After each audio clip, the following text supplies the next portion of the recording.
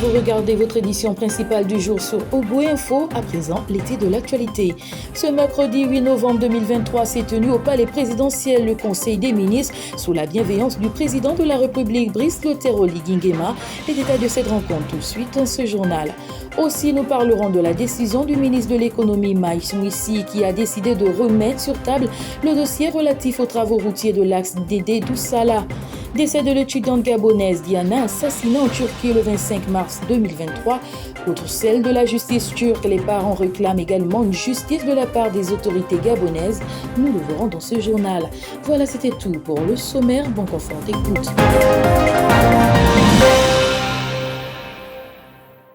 C'est sous la très haute présidence de son Excellence le général de brigade Brice Clotaire Oligui Nguema que s'est tenu le 8 novembre dernier le Conseil des ministres au palais présidentiel de la République.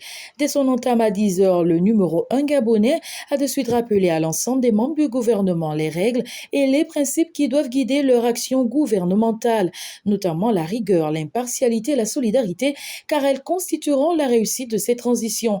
Lors de cette audience, il a également décidé que le dialogue national décidera sur le chronogramme de la transition et que les membres du gouvernement devront à cet effet respecter leurs décisions. Un projet proposé par le CTRI.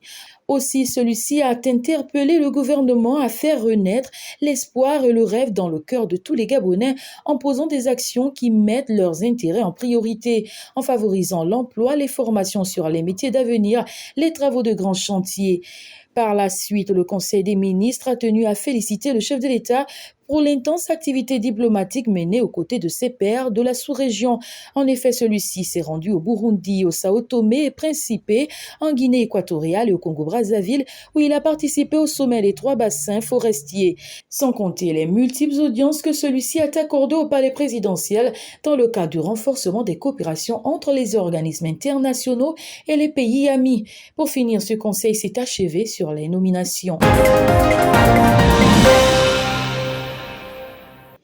Le ministre de l'économie et des participations, Maïs Mouissi, s'est entretenu récemment avec le responsable des pays membres de la Banque africaine de développement, Noureddine Kane. Cette rencontre avait pour objectif remettre sur la table le dossier relatif aux travaux routiers de tronçon Dédé Doussala. Selon le représentant de cette structure, ce dossier fait partie des priorités de la banque. Cependant, quelques détails restent à être mis en exécution avant de débuter avec le lancement des 10 travaux, notamment la mise en place des diligences dans le but de faciliter la mission du cabinet et de permettre la disponibilité des études techniques le plus rapidement possible et le paiement des indemnisations dans le cadre des exportations. Le membre du gouvernement gabonais, à son tour, a promis mettre tout en œuvre pour que les travaux de cette route soient effectifs d'ici septembre 2024. Rappelons que ce projet rentre dans le cadre du projet des infrastructures au Gabon. Disons que cette initiative n'est tout autre que la volonté du chef de l'État Brice Clotaire Oligui Nguema qui veut d'un gouvernement soucieux des intérêts des populations gabonaises et du développement du pays en termes d'infrastructures.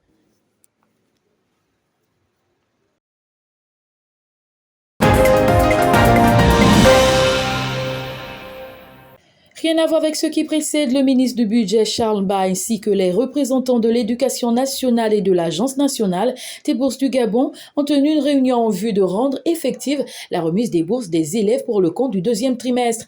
Au cours de cette rencontre, il était question pour les parties prenantes d'examiner les conditions qui rendront éligibles les apprenants à la bourse. À cet effet, le critère primordial est l'obtention d'une moyenne supérieure ou égale à 10. En ce jour, ils sont désormais dans l'attente des fichiers des établissements pour débuter avec le paiement des bourses de ce second trimestre et qui aura lieu dès la rentrée du 2e trimestre dans tous les établissements reconnus par l'État. Rappelons que l'objet de cette rencontre vient de la décision du chef de l'État, Brice Clotaire Oligui Nguema, qui, lors de sa prestation de serment, a promis restaurer les bourses d'élèves des lycées et collèges. Victime d'abus sexuels en Turquie, sauvagement tabassée, violée puis assassinée, la jeune Diana Danis Dina Bongo Ibwanga a été retrouvée morte le 25 mars 2023. Suite à ce meurtre, une enquête avait été ouverte par les autorités turques. Meurtris, les parents de la défunte réclament une justice, cette fois-ci des autorités gabonaises. Les parents déclarent être en contact permanent avec les autorités turques, mais ne sont toujours pas rassurés par ces derniers. Pour ce faire, ils décident de se tourner vers la justice gabonaise, interpellée interpelle les plus hautes autorités pour que justice soit faite pour leur fille Diana.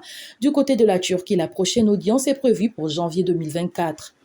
Voilà, c'était tout pour aujourd'hui. Merci de nous avoir suivis. N'oubliez pas de liker et de partager au maximum cette vidéo. Quant à moi, je vous dis à demain, même heure, pour un prochain numéro de votre édition d'information sur Ogo Info.